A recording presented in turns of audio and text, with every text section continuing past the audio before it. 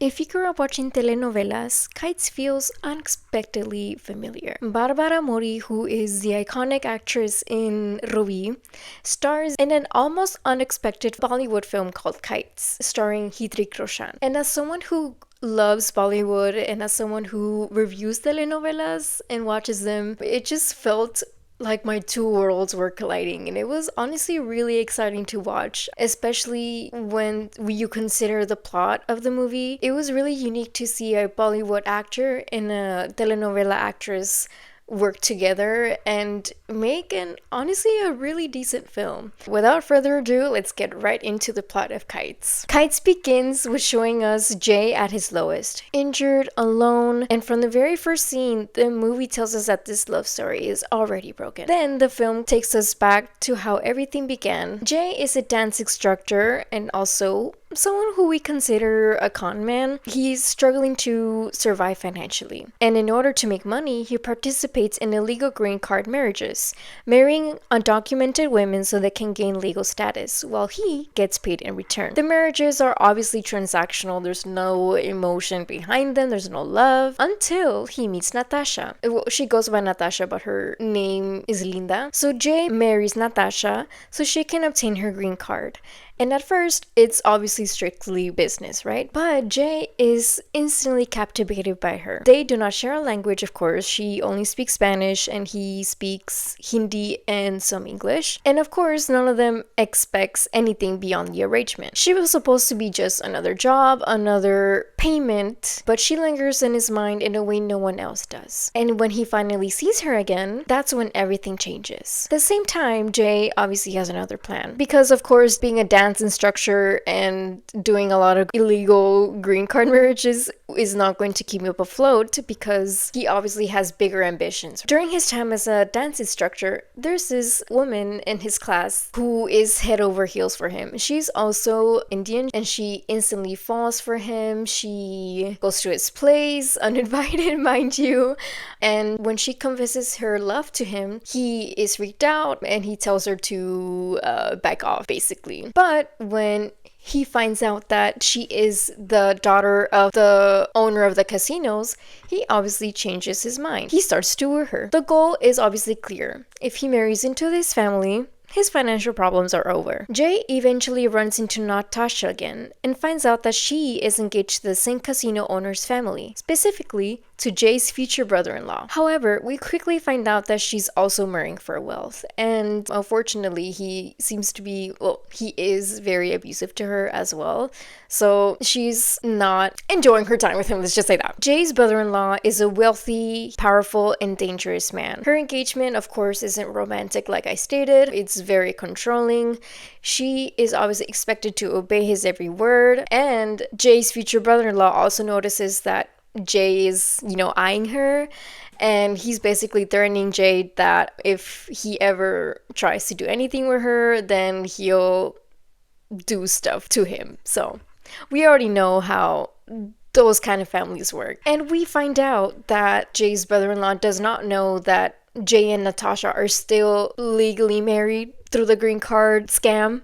So once they see each other again, Natasha and Jay, they have an instant reconnection. They share longing glances at each other when Natasha and Jay's brother-in-law have their engagement dinner. Their connection is no longer emotional. It's forbidden. As Jay and Natasha spend more time together, their relationship deepens. Of course, Jay is the complete opposite of his brother-in-law.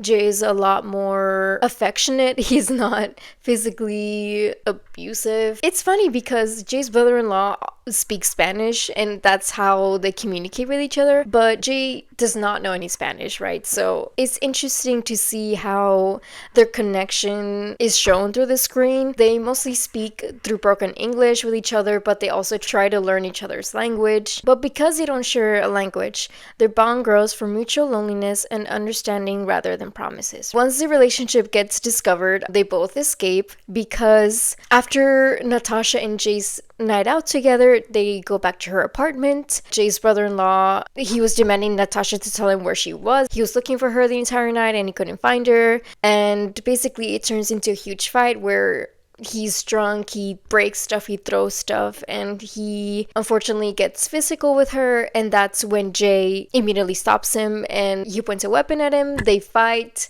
and then Jay's brother-in-law, I need to find out his fucking name.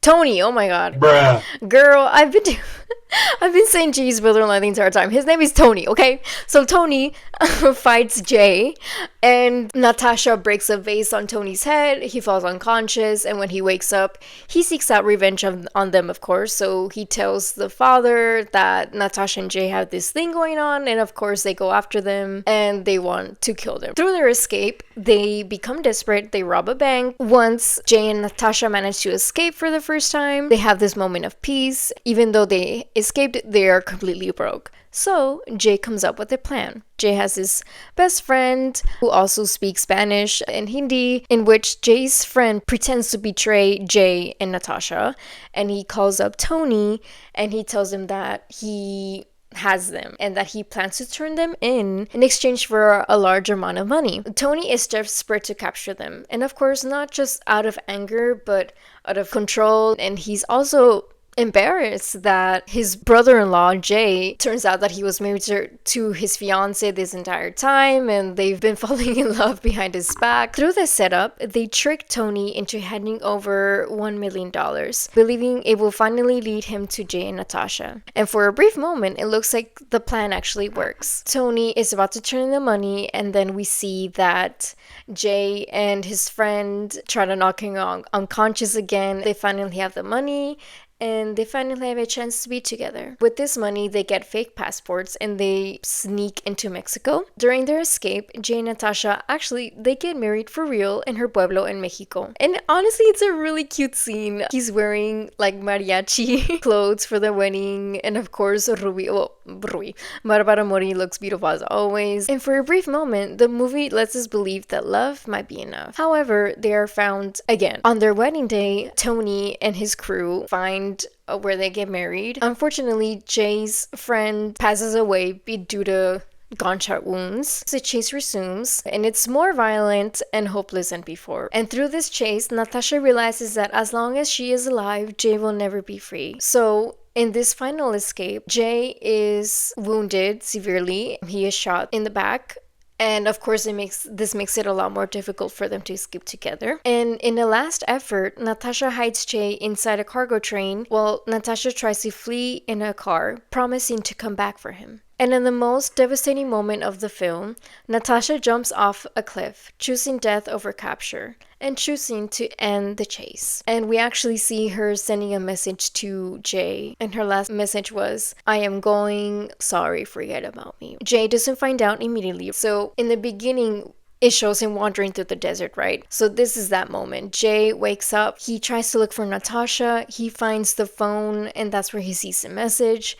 And of course, he believes that, she probably got captured or kidnapped by Tony, and he tries to look for her. That's when he finds out through Jamal that Natasha decided to end her life by jumping off a cliff. In his last effort to find her, he confronts Tony for the last time. When he finally finds out what Natasha has done, he, out of anger and desperation, wipes out Tony and his crew. And we see Gina, the woman that Jay was supposed to marry at the end. She's holding a gun, and it seems like she was about to shoot him, but decided not to because Tony was about to kill Jay. So Gina kills Tony, and then we see her crying. Of course, she's heartbroken that Jay did not love her after all. But of course, this kind of revenge does not bring peace because the person he was already fighting for is gone. In the final moments of the film, Jay returns to that same cliff after he finds out what she's done, and instead of continuing to try to live and to try to forget about her like she asked him to, instead of surviving without her, he jumps. And when he lands in the water, we see him reuniting with Natasha in the afterlife. The film ends with the idea that while their love couldn't survive in this world,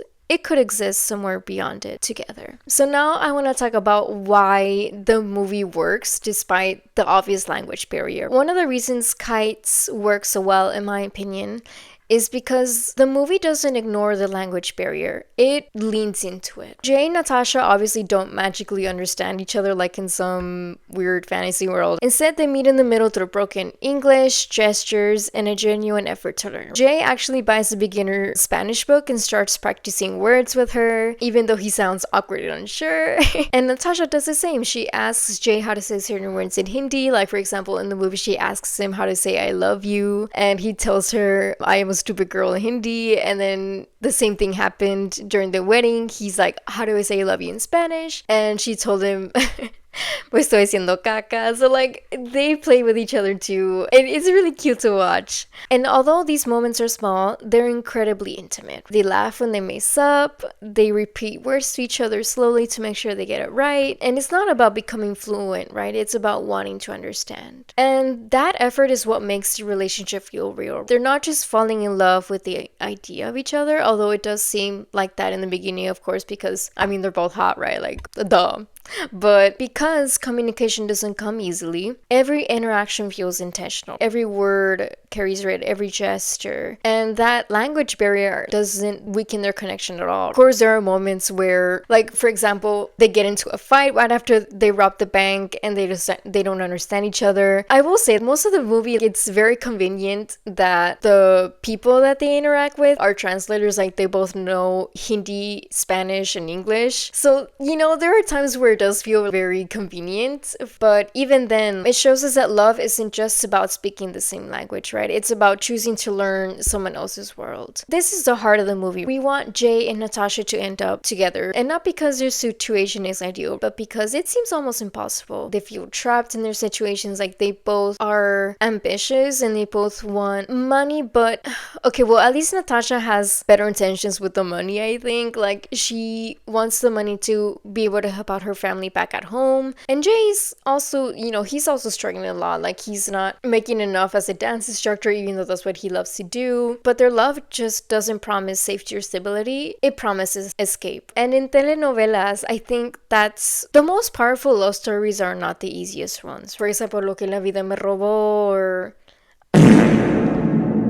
yeah, I haven't seen that many novelas, but it's always the forbidden love that we're all so into and we all want to root for because it's exactly that, it's forbidden. And you know, I think that the audience roots for them because they choose each other in a world that doesn't allow it. They find comfort in each other when everything else feels hostile and wrong and overwhelming, and their love feels like a rebellion. But every time they're together, it just feels natural. Now to my final thoughts about this film. One of the quietest but most meaningful parts of Kites is how Jay and Natasha actually try to meet each other halfway. You know, they start speaking to each other in broken English, not because it's perfect, right? But because it's the only common ground that they have. They teach each other words, repeat phrases slowly, laugh when they get things wrong. And the more they try to understand each other, the more we realize how similar they actually are. We learn that Jay lost his mother when he was a child, and Natasha lost her father when she was young. Both of them grew up with that loss. Both of them learned early what it feels like to be alone. So when they connect, it's not just romantic, it's familiar. They recognize something broken but resilient in each other. At the beginning, both of them are chasing wealth as a form of security. Jay is trying to marry into money to escape instability, and Natasha is being married into power as a way to survive. So, of course, love was never the goal at first, but by the end, none of that matters anymore. Money doesn't matter, status doesn't matter, safety doesn't even matter. All they want is to be together. And towards the end of the film, Natasha is kind of fighting with herself. She's like, oh, why did I do this to myself? Like, I had everything. I had money. I had status. But she lost it because she fell in love with someone she wasn't supposed to. But at the end, like, we see her say that, you know, she doesn't care about that anymore. Like, she generally doesn't care about wealth. All she wants is to be with him, and he feels the exact same way. I think that's what makes Kite so heartbreaking. We see them chase something they want, they had it, then because they love each other, they lost everything, and when they try to be together, everything was lost again. And it shows us that love doesn't always come from perfect timing or shared language. Sometimes it grows from effort, their shared pain, and a simple desire to be understood and loved and comforted, like Natasha. I think one of the biggest reasons why she fell for him was because Jay was so different from Tony, right? Like I stated, he understands her, and even though Tony knows more Spanish than he does, it just feels more genuine with Jay. Oh, and another thing, Tony sexualizes Natasha a lot. During their engagement party thing, he was telling the story of how him and Natasha met, and he was objectifying her the entire time. He was saying like sexy legs and exotic and everything. Like it just felt more like he was fetishizing her than actually being in love with her like Jay was. Even when it ends in tragedy, it proves that love can transcend language, loss, and even survival itself. Kite shows us that love can transcend the toughest barriers: language, culture, borders, and circumstance. Even when it doesn't survive, it still matters, it's still powerful. And maybe that's the hardest truth of all, that love doesn't have to last forever to be real. Those are my thoughts on the movie. If you have seen this movie, let me know your thoughts below. I know I haven't posted in a while, but my next video will definitely be another telenovela review. So if you are into that by any chance, please feel free to like the video, subscribe. That helps me out a lot. And see you in the next one.